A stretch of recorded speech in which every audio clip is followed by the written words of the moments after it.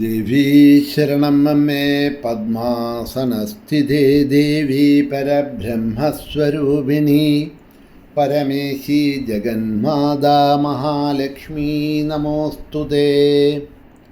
സുപ്രഭാതം, ശുഭദിനം. എല്ലാ ധന്യാത്മാക്കൾക്കും പുലർകാല വന്ദനം. ശ്രീമദ് ദേവി ഭാഗവത നിത്യപാരായണ പരമ്പരയുടെ ഇന്നത്തെ വേദിയിലേക്ക് സുസ്വാഗതം. സപ്തമസ്കന്ധത്തിലെ 8-ാമത്തെ അധ്യായം അവലോകനം ചെയ്തുകൊണ്ട് വരുന്നു. ബ്രഹ്മാവിൻ്റെ സന്മുഖം എത്തിയ രേവതൻ തൻ്റെ പുത്രിക്ക് അനുയോജ്യമായിട്ടുള്ള വരൻ ആരാണ് എന്ന് ചോദിച്ചപ്പോൾ യുഗങ്ങൾ തന്നെ കഴിഞ്ഞുപോയ കഥയും ദ്വാപര യുഗത്തിൻ്റെ ഏതാണ്ട് അവസാനം വന്നിരിക്കുന്നു.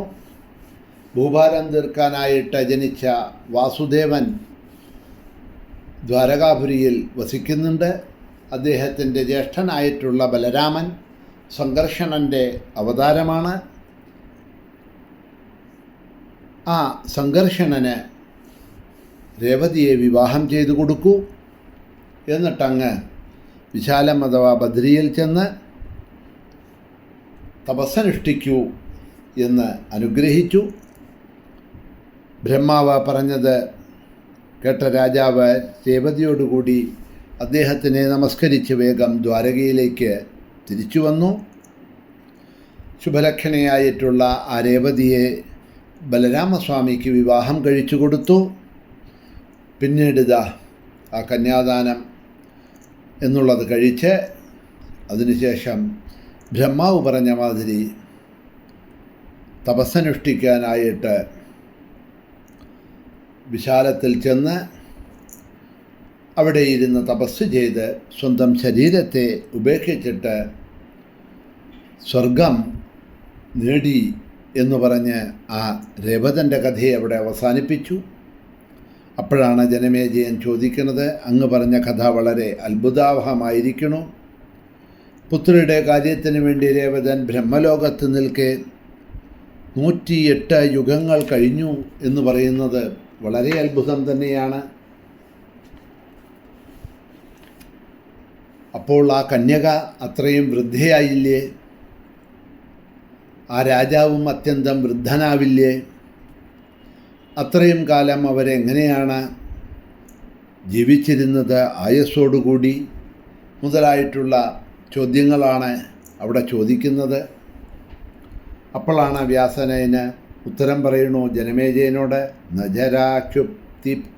ക്ഷുത്പിപാസാവ ന മൃത്യുർന ഭയം പുനഃ ന ദുഗ്ലാനി പ്രഭവതി ബ്രഹ്മലോകേ സദാനഖ. ജര, നരകള, വിശപ്പ്, ദാഹം, മൃത്യു, ഭയം, ക്ഷീണം, ഇതൊന്നും ഹേ രാജൻ മനുഷ്യലോകത്ത് ഒരിക്കലും ഉണ്ടാകുന്നതല്ല. ബ്രഹ്മലോകത്ത്, സത്യലോകത്ത് ഒരിക്കലും ഉണ്ടാകുന്നതല്ല. ഇതെല്ലാം ഈ മനുഷ്യലോകത്തിലാണ് ഉണ്ടാവുന്നത് എന്നാണ് പറയണത്. ജരാനരകള, ക്ഷീണം മുതലായിട്ടുള്ളവയൊക്കെ, ദാഹം, വിശപ്പ്, ഇതൊക്കെ മനുഷ്യർക്കുണ്ടാവുന്നതാണ്. ഇതൊന്നും സത്യലോകത്തിലുള്ളവർക്ക് ഉണ്ടാകുന്നതല്ല. സ്വർഗലോകം പ്രാപിച്ച ശര്യാദിയുടെ സന്താനങ്ങളെ രാക്ഷസന്മാരെ ആക്രമിക്കുകയാൽ അവരെ ഭയസംഭ്രാന്തരായി കുശസ്ഥലി വിട്ട് അങ്ങുമിങ്ങും ഓടി. മനുവിൻ്റെ തുമ്മലിൽ നിന്ന് അത്യന്തം വീര്യനായ ഒരു പുത്രൻ ജനിച്ചു. ഇക്ഷ്വാകു എന്ന് പ്രസിദ്ധനായ അദ്ദേഹമാണ് സൂര്യവംശം നിലനിർത്തിയത്. വംശാഭിവൃദ്ധിക്ക് വേണ്ടി അദ്ദേഹം നാരദൻ്റെ ഉപദേശമനുസരിച്ച് ഉത്തമമായ ദീക്ഷ വരിച്ച് ജഗദംബയെ നിരന്തരം ധ്യാനിച്ചുകൊണ്ട് തപസ് ചെയ്യുകയുണ്ടായിരുന്നു. അദ്ദേഹത്തിന് പ്രസിദ്ധരായിട്ടുള്ള 100 പുത്രന്മാരുണ്ടായി. അവരിൽ വീര്യാദികളോടുകൂടിയ വികുക്ഷിയായിരുന്നു പ്രഥമപുത്രൻ. പ്രസിദ്ധനായിട്ടുള്ള ഇക്ഷ്വാകു അയോധ്യയിൽ രാജാവായി ഭവിച്ചു. ശകുനി തുടങ്ങിയ ബലവാന്മാരായ 50 മക്കളെ അദ്ദേഹം ഉത്തരാപഥത്തിൻ്റെ രക്ഷിതാക്കന്മാരായി വാഴിച്ചു.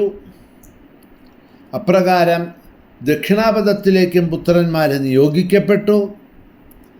48 പുത്രന്മാരെയാണ് ആ ഭരണത്തിന് വേണ്ടി അദ്ദേഹം അവിടെ നിയോഗിച്ചത്. ആ മഹാത്മാവ് മറ്റ് 2 പേര് രാജാവിനെ സേവിക്കാൻ കൂടെ തന്നെ താമസിച്ചു എന്ന് ഇക്ഷ്വാകുവിനെക്കുറിച്ചും ഇക്ഷ്വാകുവിൻ്റെ 100 പുത്രന്മാരെക്കുറിച്ചും അവർ എവിടെയൊക്കെയാണ് രാജ്യഭരണങ്ങൾ ചെയ്തത് എന്നതിനെക്കുറിച്ചുമൊക്കെ അവിടെ വളരെ ചുരുക്കമായിട്ട് പറഞ്ഞു. ഇദ്ദേഹത്തിൻ്റെ ഇക്ഷ്വാകുവിൻ്റെ മൂത്ത പുത്രനാണ് വികുക്ഷി എന്നും അവിടെ കഥയിൽ സൂചിപ്പിച്ചു. ഈ വംശവിസ്താരം നീണ്ടുപോകുന്നുണ്ട്. തുടക്കത്തിൽ ഞാൻ പറഞ്ഞതുമാതിരി സൂര്യവംശ രാജാക്കന്മാരുടെ കഥകൾ ശ്രീമദ് ദേവി ഭാഗവതത്തിലും കുറച്ചൊക്കെ ദീർഘമായിട്ട് അവതരിപ്പിച്ചിട്ടുണ്ട് വ്യാസൻ. ഭാഗവതത്തിൽ നിന്നും വ്യത്യസ്തമായിട്ടുള്ള ചില കഥകൾ ഒക്കെയാണ് നമുക്ക് കാണാൻ കഴിയുക. ദേവി ഭാഗവതമാണ് നമ്മൾ അവലോകനം ചെയ്യുന്നത് എന്നുള്ളത് കൊണ്ട് ദേവി ഭാഗവതത്തിലെ ആ കഥകളെ അതുപ്രകാരം തന്നെ അവലോകനം ചെയ്തു കൊണ്ടുപോവുകയാണ്. എല്ലാ സജ്ജനങ്ങളും അതിനെ സശ്രദ്ധം കേൾക്കുന്നുണ്ട് എന്നും വിചാരിക്കണം.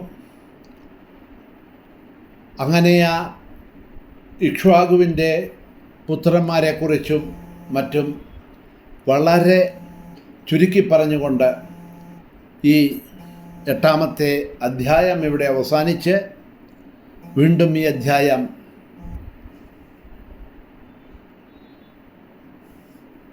അടുത്ത അധ്യായത്തിലാണ് വംശപരമ്പരകളെ വിസ്തരിച്ചു കൊണ്ടുപോകുന്നത്. ആ ഭാഗങ്ങളെ നമുക്കിനി നാളെ അവലോകനം ചെയ്തുകൊണ്ട് മുന്നോട്ട് പോകാം. ഇന്നിവിടെ തന്നെ നിർത്തുന്നു. മഹാദേവ്യൈ നമഃ.